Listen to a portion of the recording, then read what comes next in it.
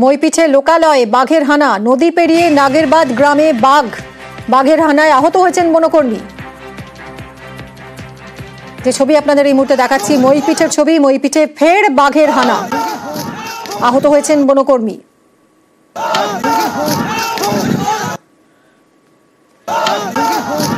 অর্পণ, আমাদের প্রতিনিধির সঙ্গে কথা বলবো। অর্পণ, এই বাঘকে কি আটক করা সম্ভব হয়েছে?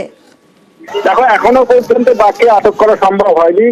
যে নগেনাবাদ গ্রাম, সেই গ্রামের মধ্যে প্রবেশ করে এই বাঘটি গতকাল রাত্রেই নগেনাবাদের নদীর পাড়ে বাঘের পায়ের ছাপ দেখতে পান এবং সেখানে স্থানীয় মানুষজন দেখতে পাওয়ার পরেই বন দপ্তরকে খবর দেওয়া হলো। নলবিটের যারা বনকর্মীরা আছেন তারা এসে এলাকা ঘিরে দেন, কিন্তু সকালে দেখা যায় সেই বাঘটি যে এলাকা ফেন্সিং করা হয়েছিল তার বাইরে এই বাঘটিকে দেখা যায় এবং তখনই বনকর্মীদেরকে খবর দেওয়া হলো। বনকর্মীরা ঘটনাস্থলে যান, তখন বাঘ একটি গ্রাম থেকে অন্য গ্রামের মধ্যে প্রবেশ করেন। আর সেই সময়ে বন দপ্তরের কর্মীরা যখন বাঘকে তাড়া করছিলেন, যারা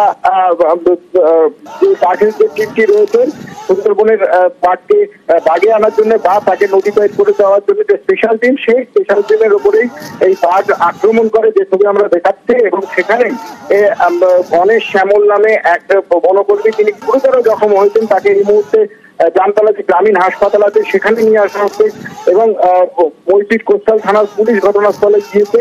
এই যে এলাকা যেখানে বাঘের আক্রমণ হয়েছে সেই এলাকার পাশে যে গ্রামগুলি রয়েছে সেখানে মানুষজনকে মাঠের পাশে, অর্থাৎ যে ধান জমি রয়েছে সেই ধান জমির পাশে যেতে বারণ করা হয়েছে, নিষেধাজ্ঞা জারি করা হয়েছে এবং বন দপ্তরের উচ্চপদস্থ আধিকারিকরা এই মুহূর্তে রওনা দিয়েছেন এবং তারা গিয়ে পরবর্তী সিদ্ধান্ত নেবেন। কারণ বাঘ যদি নদীর পাড়ের কোনো জঙ্গলে থাকে সেখানে তাকে আয়ত্তে আনাটা কোথায় আছে বাঘটি কিছু বোঝা যাচ্ছে?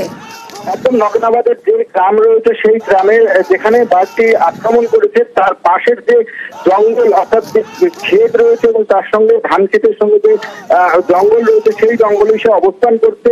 চারিদিকে বন দপ্তরের কর্মীরা যেমন তারা পাহারা দিচ্ছেন, কারণ এই মুহূর্তে যেটা দেখা যাচ্ছে যে বন দপ্তরের যে আক্রমণ করেছে এবং তিনি গুরুতর জখম হয়েছেন, তাকে অন্যান্য যে বনকর্মীরা ছিলেন তারা উদ্ধার করে নিয়ে আসছে এই জামতলা গ্রামীণ হাসপাতালে। তুমি জানবে জামতলা থেকে এই নগেনাবাদের দূরত্ব প্রায় 25 কিলোমিটারেরও বেশি। সেই জায়গায় যদি অতিরিক্ত রক্তক্ষরণ হয় তাহলে কিন্তু বনকর্মীর মৃত্যু পর্যন্ত হতে পারে। সেই কারণে আগেই এই বনকর্মীকে নিয়ে যেমন হাসপাতালে আসছে একটি টিম, অন্য একটি টিম তারা গ্রামের মানুষকে নিরাপদে রাখার জন্য দূরে তাদেরকে রাখা হয়েছে এবং এই মুহূর্তে বন দপ্তরের আরেকটি টিমকে বলা হচ্ছে তারা ঘটনাস্থলে যাবেন এবং এই বন দপ্তরের কর্মীরা গিয়ে প্রথমে বাঘকে লোকেট করার কাজ শুরু করবেন। বাঘকে লোকেট করার পরেই পরবর্তী সিদ্ধান্ত হবে যে তারা সে কোথায় রয়েছে, কারণ জঙ্গলের মধ্যে থাকলেও কিন্তু অনেকটা নিরাপদ। কিন্তু এই মুহূর্তে যেটা বলা যেতে পারে যে নগেনাবাদ গ্রামের মধ্যে প্রবেশ করার ফলে কিন্তু আতঙ্ক বাড়ছে। কোনো মুহূর্তে যেমন বাঘের যে টিম যারা বনকর্মী তাদেরকে যদি আক্রমণ করে তাহলে গ্রামের মানুষজন কিন্তু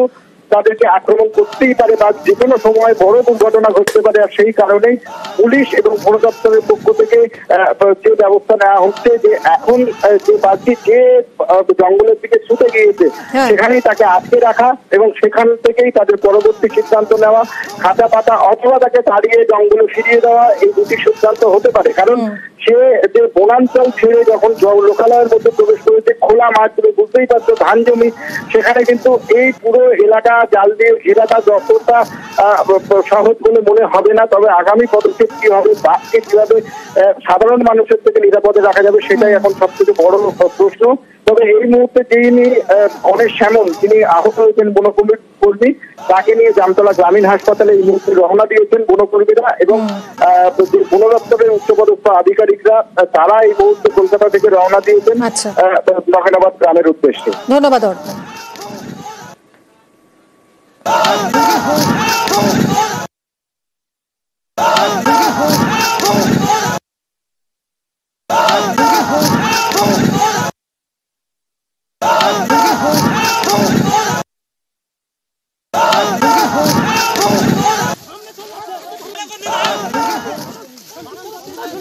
কি দেখলে? বাঘ দেখলাম। কি হয়েছিল? বসেছিল। তো আপনি কোথায় উঠেছিলেন? আমি তো গাছের উঠছিলাম। তারপরে কি হলো বন দপ্তরের লোকের সঙ্গে? তারপর আমি নেমে এলাম। হ্যাঁ, বন দপ্তরের লোকের কি হয়েছে? হ্যাঁ, ইয়ে হয়েছে, এখন তার ইনজোর করেছে, কামড়েছে। কামড়েছে? হ্যাঁ।